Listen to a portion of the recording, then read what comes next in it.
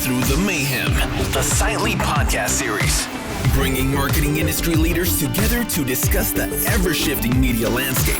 Learn about the ins and outs of real-time marketing, influencers, data privacy, technology, and so much more. All from industry experts with real experience, giving you the real answers. Now, let's break through the mayhem.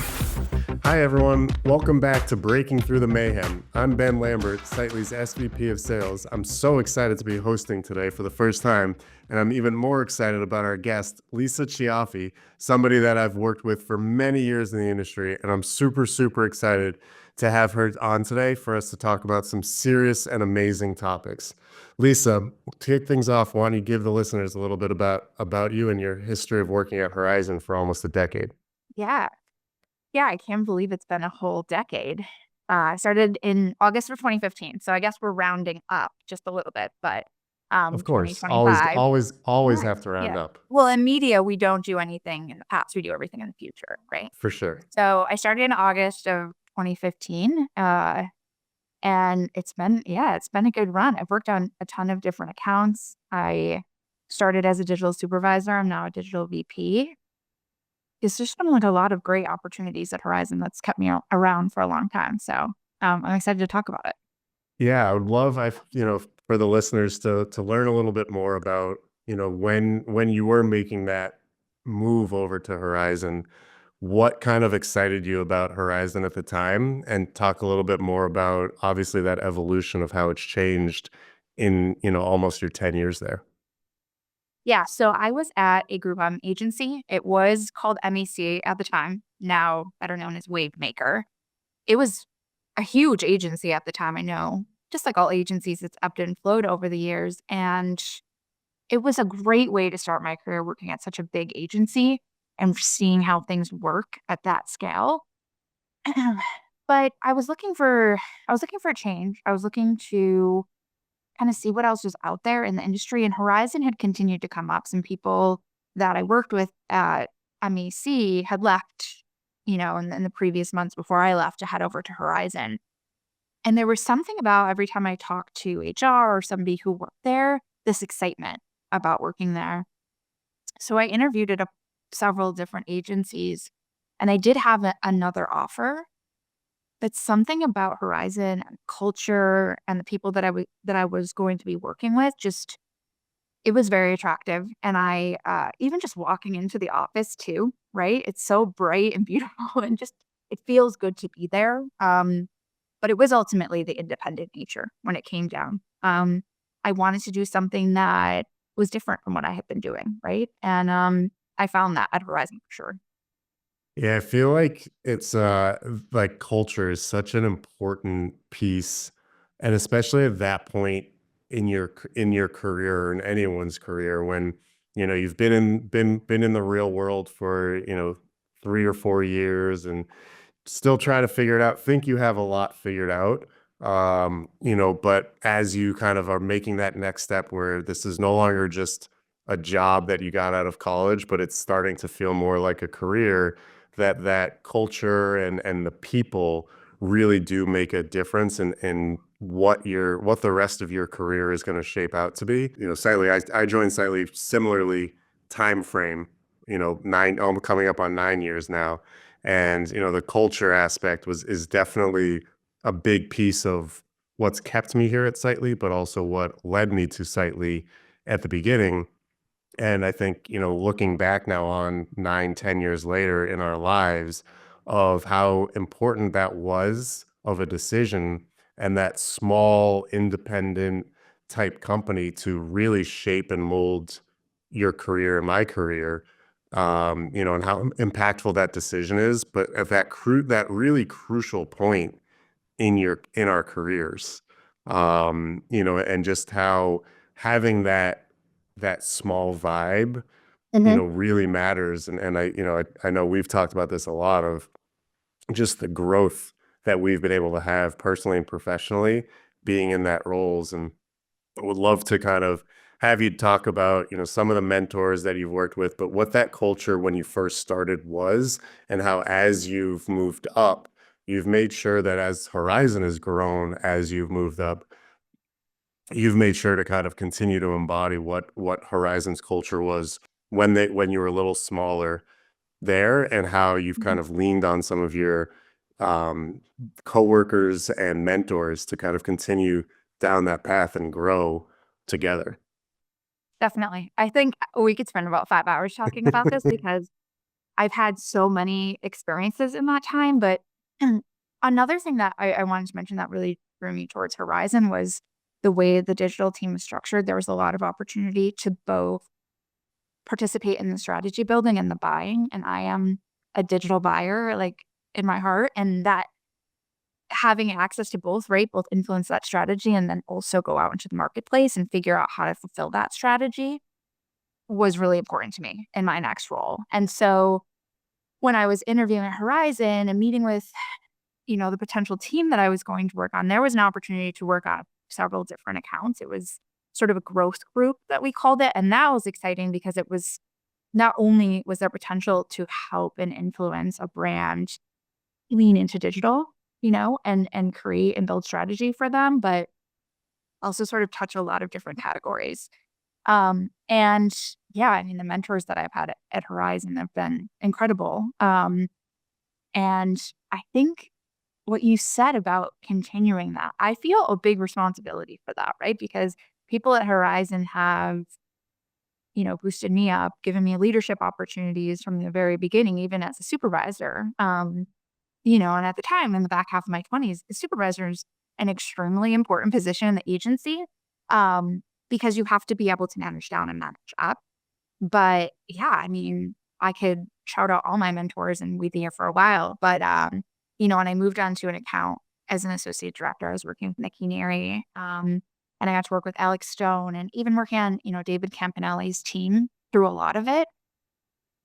All of them were so invested, and this is true of the leadership at Horizon in general. So invested in the ethos of Horizon, right? The business is personal, but also, helping the next person get to where they were and putting that hand back and guiding people, right? Even the amount of feedback I got in reviews changed when I moved agencies, and that was jarring at first, but so helpful, right? Like that's such an important part of being a manager is providing feedback even when it can be uncomfortable, right? Like it's not the most fun part, but it's the most one of the most important parts. Yeah, I think it's great. And I think it's one of the things too, like you talk about that supervisor role and how it's that liaison between the upper management and the junior employees. And how, as a junior employee, you're just really, not that any of us have it figured out, but you're really trying to just figure out this, post college, first career type role. And, seeing those leaders be so invested in the business, in the company, and following those footsteps, and being able to apply that to, the more junior employees, I think is a really challenging role in that supervisor role, but one that's crucial. And then as you start to embody it, you then now, like you said, are wanting to continue passing the torch as you've moved up now to, the VP title. Yeah, it's a good feeling to want to pass that on, to be invested in a company. Um, yeah, I feel like just all this time that I've been at Horizon has just been there's been so many distinct, unique experiences, and some of that's the growth of Horizon, which has been exponential in my time there. Some of it is also just the change in the agency world and the industry and media, right? Because 10 years ago, that was such a long time ago. When I was leaving Group M, I remember it was the era when everything was going to be guaranteed on viewability. That was one of the hottest topics. And how many things have changed since then, right? I mean, it's not, it's like night and day. Well, yeah, especially, I mean, I think you said it, that you were a digital buyer when you moved over there, and Horizon 10 years ago. Talk about now your role, how it's become more integrated Yeah. because of that, with Horizon's growth as you've grown there to be this leader in at a Horizon that covers both traditional and digital first. Yeah. That's such a good, it's such a good topic because how we consume media is not how we consumed media 10 years ago, right? the explosion of streaming video is unbelievable. And there's so many different ways to buy, but a lot of the viewership, of course, like this isn't new news, that was watching TV on linear has gone to streaming. And it's just a complete habit change. So the skill set, right, in that streaming video is it's digital video. And the skill sets are merging between different types of investment teams. So I've got an opportunity to be part of what does that look like in the future, right? How do we cross train skills from a traditional quote unquote video buyer to a traditional digital person? Um, if that's not an oxymoron, traditional digital, but you know what I mean? And allow the, even VP, but also junior employees to change their career path and be able to follow the trends versus maybe being stuck in just the spots and dots of a linear buy. I think that's essential, and I just think it's smart. But just like anything with change, there's experiments and failure. How do we make this work, or how does this not work? And okay, let's try something else. And uh, I've enjoyed being a part of that. And I think it's still something that probably every agency is working to figure out. Yeah, I think it's a great point on, the ever-changing world that we live in, as well as, the industry that we're in. And, I was a traditional linear TV buyer Yeah. as, my first role, and a lot of times get asked how did I go from that to being at this tech front forward AI driven Hmm. company. And part of it was just natural evolution and curiosity. Yep. And, as somebody that now, you guys are in the forefront of working with AI platforms and, industry trends that have gone from viewability to other metrics, Hmm. and you do have, so many different team members on your team. How are you empowering your team to continuously be curious, to be able to learn so much more, meet with vendors that, have these maybe non-traditional ways about thinking about things that maybe are 3, 4, 2 years ahead of the curve, Hmm. but, making sure that they are getting the necessary information so that way their career doesn't have to stay on this linear, to use the word linear path, from what their first role was at Horizon or somewhere else. Yeah, because whatever they started doing is not going to be where they are in 10 years. That's just the reality of it.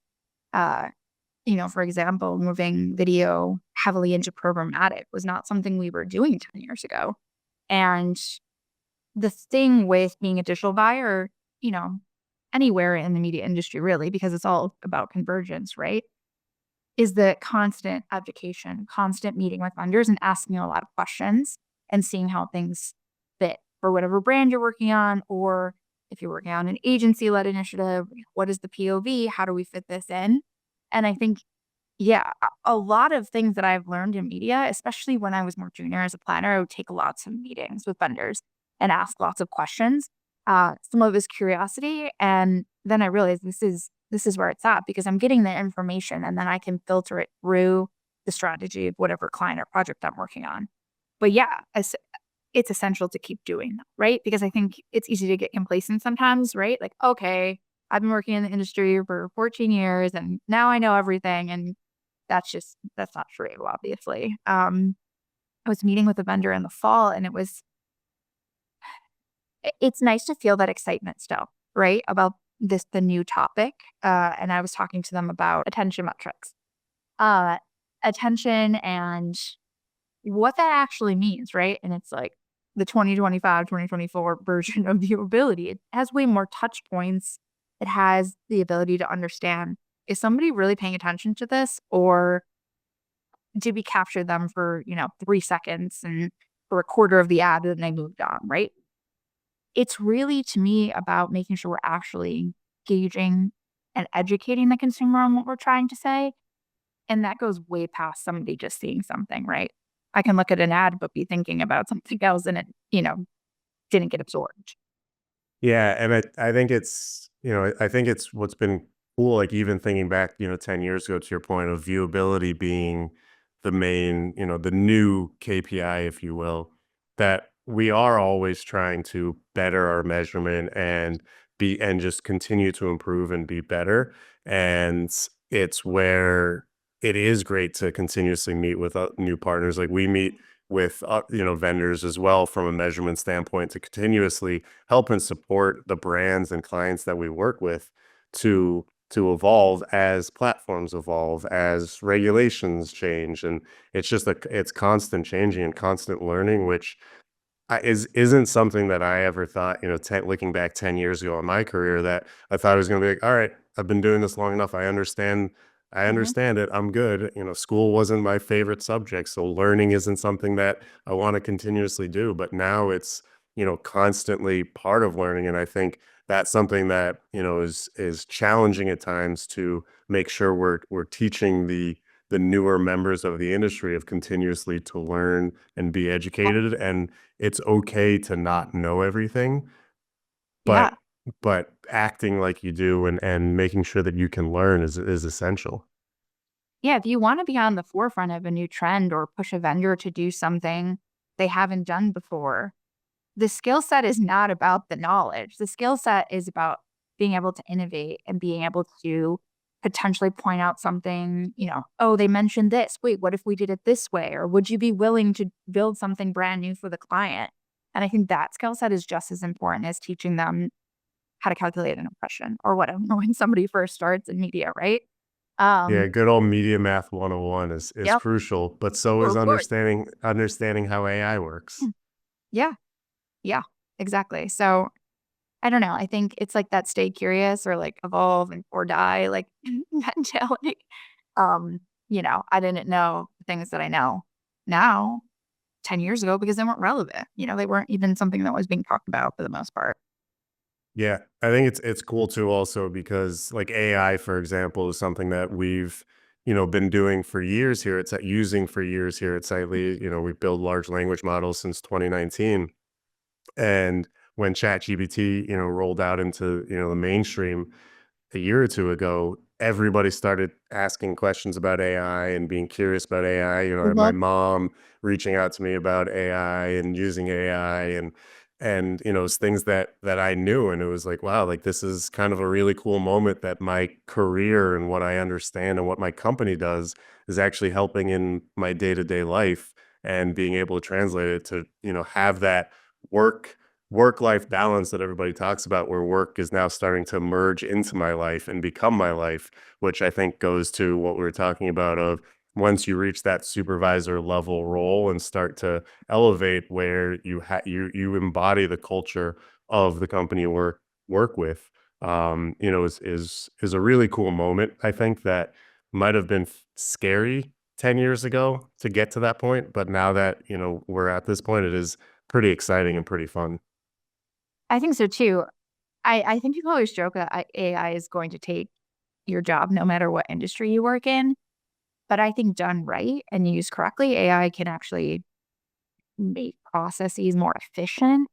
It can take some of that busy work so that the human minds that are being employed by the company can be used in smarter ways, right? Than just, you know, tasks that are very repetitive, right? And I know that that's how Verizon is looking at it, right? Like, how do we build something unique for us? How do we build it for the future? Um, and that's exciting to me too. Getting a little bit of exposure to that kind of thinking as it gets brought into new business and existing clients. Yeah. Do you use AI in your personal life at all? Well, I think everybody uses AI, right? Because it just ends up naturally happening. It's built into social media. It's built into a lot of our tools. I am not a chat GPT user. But I recently let a friend use it for me to figure out what I should name my Super Bowl party. Came up Okay. with a lot of good options. What are we thinking? So we didn't end up using any of them, but like it's cool because it's like you put in, okay, what are we trying to do? And then nope, those aren't exactly hitting the mark. So how do we tweak it? And you're just continuing to make it more. You still need to put the human element into AI in order for it to deliver what you want, right? I mean, I haven't really leaned into Chat GPT. How about you?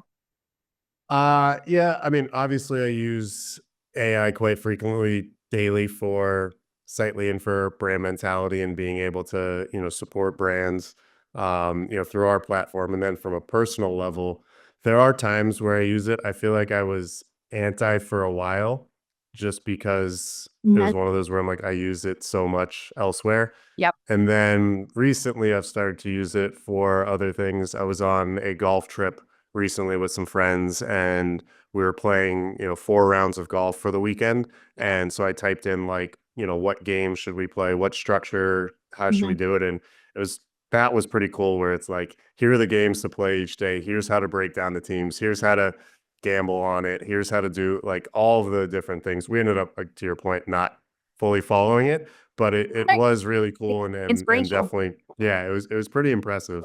Then there are other things where I go to use it and I'm like, no, this isn't what I needed it for. But the prompts, Mhm. it really does teach you that the prompts are the most important when using an AI tool, which is where the human element comes in. AI is really helpful in speeding up processes and making more efficient versus the robots aren't taking over the world. Yeah.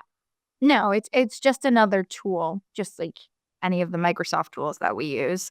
But it does make media executions much smarter, right? And bidding algorithms or aligning with the right content that tightly uses AI for, right? It's beyond what we were doing before and the ability to reach the consumer and drive the efficiency. I think it's going to be essential for that. It already is essential for that, right? There's art that those tools are already deployed. Um, that I think sometimes people think I'll speak for myself. Sometimes when the word AI is thrown around or acronym for AI, it seems like it's something far in the future and scary, but it's here, it's helping us now, and that's great. Even when you Google now, right? We get that's what the top hit is, right? Is Google's AI giving us like information from the internet, and it's very helpful. Yeah, I agree. I mean, I think it's only going to get better. Yeah. We're definitely in the boom or starting the boom, if you will, Yep. but it's only going to get better, more valuable, more insightful, Yeah. and it is definitely. There's so much value because there's so much data and information out there and so much Mhm. content out there today that it's not just, you know, the few linear network TVs out there, exactly the content, what's happening in each episode, where now there's so much out there, and being able to use AI to analyze the content, tie it back to where the brand actually wants to run is crucial. Obviously, that's what, we truly believe in, but using AI to support and bid modifications and Mhm. everything to just make us smarter to support the brands that we support. Yeah, and personalization. That's a great use case for it because there is just so much content, to your point, being relevant to the person on, if possible, a one-on-one basis is going to drive better outcomes. Yeah, I mean, from a consumer standpoint, like I would rather see something that is super relevant to me Mhm. and I'll be more engaged to it than if it's not. And that's why, like, I, joke all like the TSA pre and the global entry, like they have my Yep. fingers, they have my eye, like I want Yes. to like know who I am. Fine, go for it. Like I'd rather have everything be personalized. I'd rather board my flight and them know me and my Netflix be logged in onto the screen on the Yep. on the headrest. So that way, like it's easier on me. And then it's more custom to me. They know me and target me with things of that nature. Now, the flip side could be, well, how am I going to find, something new if I'm Mhm. constantly just getting what's super relevant to me? But Yep. so I do think there's oversaturation of that, but the customization, personalization is very valuable, and AI is a key component to it. Yeah, I agree. It's funny that you brought that up because there's a space specifically that I actually find some of the algorithms unhelpful, and that's music, Mhm. music streaming platforms. Of course, love what I love and wanna hear what I love, and I listen to an insane amount of music, but something about being passionate about music is that I wanna find new music. I wanna find new music to fuel my never-ending amount of listening time, and sometimes I think the algorithms can get in a little bit of a way of that, to your point, but then it's on me to go seek it out myself, right? Go find a playlist that's not AI generated, help influence my algorithm to add new stuff. And that's been something I've actually been spending a lot of time doing because I want the comfort, I want the ease, but I also still, want to explore like different things, and especially when it comes to music. Yeah, I think it's to the learning. We want to continue to learn and take in new information Yep. and find new, but we also do seek comfort Oh yeah. in what's comfortable for us. Oh, definitely. I so I recently have you seen the ads for Masterclass? The Yes. app? Okay. So I've been so intrigued about this for a long time. So I finally signed up for a subscription and I watched a series on brain health, and it was so fascinating because, it talked about long-term brain health, and some of the stuff is exactly what you would think it would be. Sleep. We need sleep. But other pieces were about continuing to challenge your brain, right? And it's like creating those new receptors. Obviously, I didn't go to medical school and cannot speak to it as eloquently, but it was so fascinating about continuing to engage with new things because then it almost upsets the balance in your brain a little bit, right? Because our brains are always trying to predict what's next based on what we've already experienced in life. But challenging that a little bit is actually really good for us. So who knows? AI could help with that there. Yeah. How much of things like that you learn, whether it be through AI or just passions that you have outside of work, do you then bring into work to your team? Knowing I think, obviously we went through COVID where we were remote. Now you guys are back in office with a hybrid model. So you're back to kind of being around your coworkers a lot more. That the personal element of getting to know each other definitely comes back. So how much of that of your passion for music, your passion for learning, and other passions that you have do you instill in your team, but also vice versa take from your team?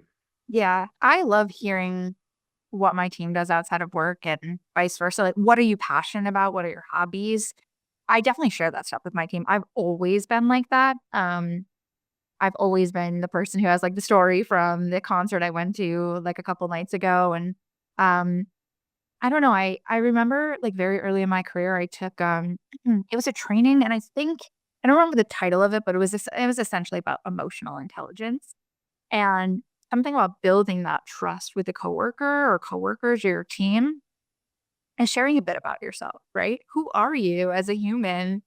What makes you excited? What's the book you read last week? What show are you watching? It doesn't have to be, this huge thing, but just sharing a little bit of yourself, um, I think makes people more comfortable, right? Because we're all human. We're not robots. Not to, make fun of AI, but we're not robots sitting at our desks every day and not, we have other things going on in our lives. And I think it's important to share a little bit about who you are and like what you like to do when you're not, a media buyer. And it's important. What about you? Yeah. Share that with your team? Mm. Yeah, it definitely is, and we're fully remote, and it's something that as we've grown, and to your point on culture earlier, it's when I first started Sightly, we were 5 people in New York, and we've grown quite a bit in my 9 years, and so we're constantly trying to figure out ways. We did a Secret Santa this year to help engage inner department communication, but something that we've done specifically on the sales team is we've started to share. People have created custom brand mentality profiles based on their individual. That's And so so you're cool. filling out what matters most to Mhm. me, what I care about, how I look at sports versus entertainment, and then what trends and moments I'm trying to pay attention to. And so it's a great way to introduce ourselves to each other and show what we care about and show that we, prefer this type of cooking to that type of cooking, or go to these restaurants and things of that nature to start that. So then when, other things happen in the world, or times of struggle or happiness, whatever it may be, you have this kind of baseline of who the person is and what they care about. And, I think it's been crucial to have those conversations about who you are, because then when there are things outside of work that happen, that we've got the California wildfires Mhm. happening right now, and being able to connect with people and share struggles, I think is really valuable and makes the workplace better. especially knowing how, mental health has become such a proponent and component of work these days, and more outspoken. And that I think being able to have those understandings of who the individuals are, what they like the most and what they dislike, being able to navigate that, and being able to check in on each other, I think is really important. Definitely. It's like having people in your corner, and I just I hope my teams that I've managed feel this way, but I feel like I'm managing human beings, and I'm a human being. We were talking about this recently, but I fell in the office and sprained my ankle. And so, part of that has been getting physical therapy, and that's been huge, but it doesn't feel uncomfortable for me to tell somebody I'm going to get physical therapy. That's an, a quote unquote normal thing in society, right? You hurt an ankle, you go to physical therapy, of course. Yes, falling and hurting your ankle is very normal, and going to physical therapy. Yeah, okay, well, apparently it's normal for me, but it's not sort of this taboo around, right? And for me, in my journey and growing up and learning how to be like a human in this world, I've had to deal with mental health struggles. And I think in the way our society is structured, and I don't know, sometimes our brain chemistry is just a little wonky, and that's the case for me. I've had to seek out the help with that, and there's nothing wrong with that. And I think, when we first discussed me doing this, that was something I was like, whatever we talk about industry wise, I want to spend a few minutes talking about mental health, because if people don't speak about it and say like this is okay to like, mention out loud in the world, it's never going to change. And I think that's uncomfortable, right? But it's a passion point for me, right? Because if somebody shares their experience and says, "Hey, like I have been in a place where like I needed to go get help," maybe the next person can say it too, you know? And I've gotten support from that at Horizon. There was, a couple of years ago, I wasn't really feeling that great. I had been through, we'd been through the pandemic, and, I lost a grandparent, and just like things, life stuff, and of course the fact that we live in a time where like unprecedented times are like actually precedented. And I shared that with my manager that I wasn't feeling good and that I needed to, I took a very like a week off, and, rethought how I wanted to move forward. And it felt good to share that, even though it was kind of scary. And, um, you know, I think that's one of the things about Horizon that I've always felt like there's been a wellness culture. And I think that extends to, taking care of ourselves, whether that's going to physical therapy for my sprained ankle or blocking my calendar for an hour to go to therapy. Like that's like a beautiful thing. And so, yeah, it was important for me to include this topic because, like I said, nothing changes, right? Yeah, and I think the biggest piece to it too is it being at the leadership level, that leaders speaking about it, and it doesn't mean that all leaders have struggled, uh, that you don't have to, but just being able to show that you're supportive Mhm. of it makes it so then other people feel comfortable. And I know, something that, we've done a lot at Cycly is like when pandemic happened, when all of these, social injustice, when all of these traumatic times have happened, and we've made it a point to talk about them in open forums and allow people to talk about it and allow people to say, hey, if you need to take time, if you need to, talk to somebody, whether it be just a coworker, whether it be a friend, whether it be a professional, like we're here to support that, because everybody is human and does handle situations and feels differently about situations. But it's been, one that I think is important to talk about. Mhm. And it comes from the leaders saying it's okay. And it's okay to feel this way. And even if we have a different opinion on something, it's okay to have that difference of opinion. Yes. Just let's have a human conversation about it, or have the right people to talk to. Because I think, that's where, when it's not that way, and, the old school work is work, and you don't bring your feelings, to work type of thing. But there's so much that goes on outside of work that it's impossible not to bring outside stuff into work these days. Definitely. And something I've learned for myself is that if I'm not taking care of myself, whether that's getting a good night's sleep, eating right, exercising, or, obviously that stuff ties into taking care of my mental health, but like doing what I need to take care of myself and set the boundaries I need to take care of myself, I'm not showing up as the best version of myself as an employee, as a friend, and I think doing those things to take care of me, I hope anyways, makes me a better manager, and a better coworker and a better like worker among workers, if you will. So, Yeah, no, I agree. I mean, I think I notice a difference what, my routine mhm, when I'm, sleeping and eating and going to the gym, and that to me is my mental health. mhm, And when I'm doing those things, I'm much better to my team, to the team, mhm. and to the company than I am when, I'm out of whack, if you will. And Yeah. being able to share that with people, like, hey, you've gotta, like, everyone talks work-life balance, and I think it's a Mhm, very hard thing today when we've got our phones, we're fully connected, that there mhm. really isn't much separation, and there has to be some way for people to separate, and get that mental break at times. And it's super important as a leader to be able to set that stage for people of, hey, it's okay to feel this way. It's okay to take time when you need it. But when you're here, and like it's time. Like we're Definitely. we're at work. Yeah. And I'm this is reminding me of a conversation I had when I first started working um with a new leader at Horizon. I had been at Horizon maybe 5 years, maybe a little less. And I just started working for them, and I shared with them, I was like, I really love and feel so much better when I leave the office at a reasonable time, get to a workout class, and I'm more than happy to log back on and finish that work. And they were like, of course, if that works for you, that's great.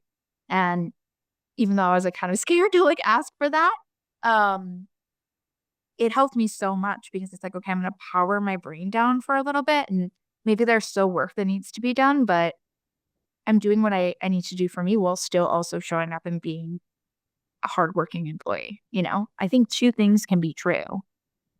It just kinda takes a little bit of finagling to figure out what works for you. Yeah, absolutely. I love that. I guess to that lens, if you have one piece of advice to anybody listening Mm, around within the mental health space mm. of how to stay your best self, what would it be? Ooh, that's a good question. So, I like this theme that we're on of finding what works for you, because what works for me might not work for you. Um, but I think for me, what stood in my way sometimes is that it's like I'm comfortable with what I know, even though I don't feel good. So, what's it going to be like on the other side of seeking and getting help? Um, and there is discomfort, I think, sometimes when you work through things and you're challenging your way of thinking and you're being open and honest with someone, if it's a therapist or a friend or whoever. But on the other side of that can be such a beautiful new place. I guess my suggestion would be if that's you, if you're feeling that way, give it a chance and see what's on the other side, because it could be exactly what you need. I love that. That's amazing. Well, one final question here as we Oh wrap gosh. up this Okay. episode. We're recording this in early January of 2025. Mhm. One bold prediction about anything, can be the industry, can be about your favorite sports team.